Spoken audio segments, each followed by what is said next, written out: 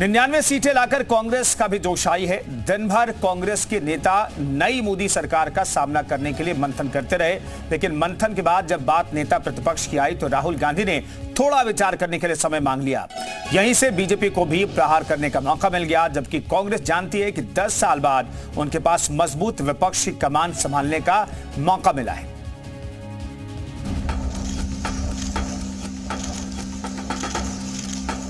मोदी सरकार शपथ की तैयारी कर रही है तो मजबूत विपक्ष बनाने के लिए कांग्रेस भी मंथन कर रही है।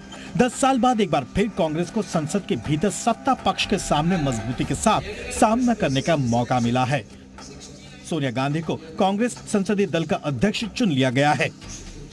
हमारी लीडर फिर से सीपीपी लीडर बनी और हमको मार्गदर्शन करते रहेगी, और इससे बड़ा क्या हो सकता है जो इंसान पार्टी के लिए पूरी अपनी खुशियां छोड़कर पार्टी की सेवा कर रही है। इससे पहले कांग्रेस वर्किंग कमेटी की बैठक हुई। इसमें कांग्रेस सांसद राहुल गांधी को लोकसभा में नेता प्रतिपक्ष बनाए जाने पर प्रस्ताव रखा गया, लेकिन राहुल गांधी पर कोई फैसला अब तक नहीं हो पाया। सवाल है कि आखिर कांग्रेस को 99 तक लाने वाले संसद के भीतर बड़ी जिम्मेदारी के लिए और कितना मंथन करना चाहते हैं। दरअसल आज राहुल गांधी को लेकर शाम ढलते ढलते सस्पेंस बना रहा।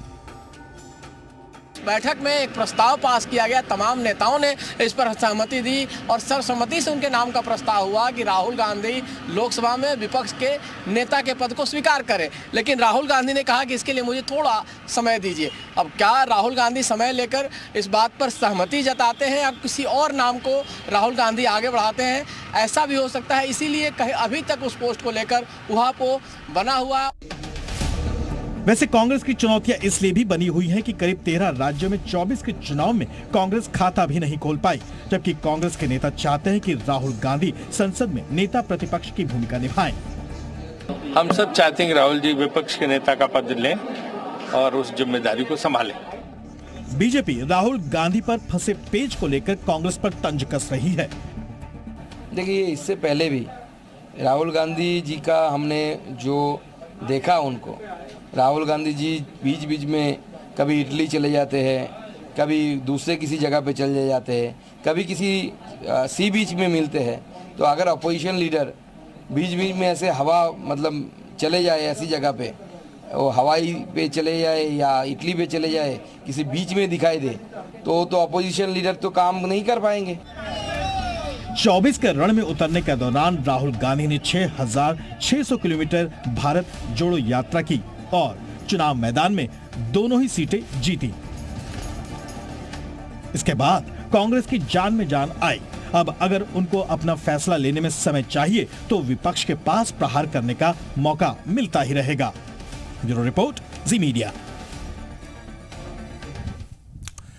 यूपी में लोकसभा चुनाव के नतीजों से उत्साहित कांग्रेस पार्टी 11 जून से 15 जून तक प्रदेश में धन्यवाद यात्रा निकालेगी। इसके जरिए पार्टी प्रदेश की सभी 403 विधानसभा सीटों तक पहुंचेगी और राहुल गांधी और प्रियंका गांधी का संदेश लोगों तक पहुंचाएगी।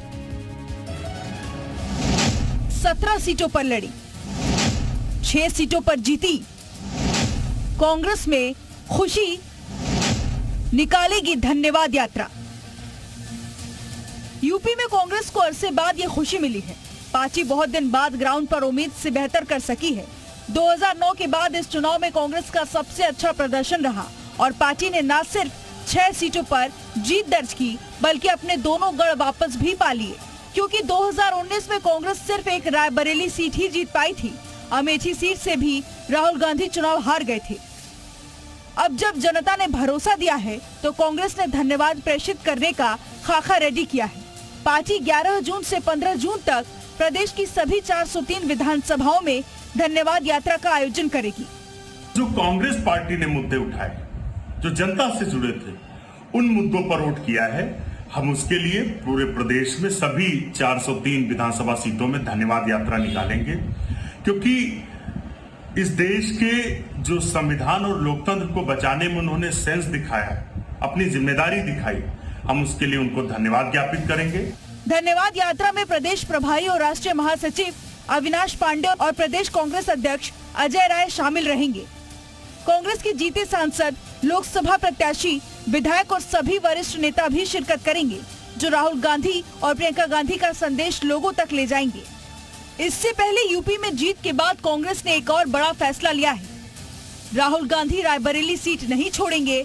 पार्टी का मानना है कि अगर राहुल गांधी यूपी के सांसद रहते हैं तो विधानसभा चुनाव में इसका असर देखने को मिलेगा। ब्यूरो रिपोर्ट, जी मीडिया।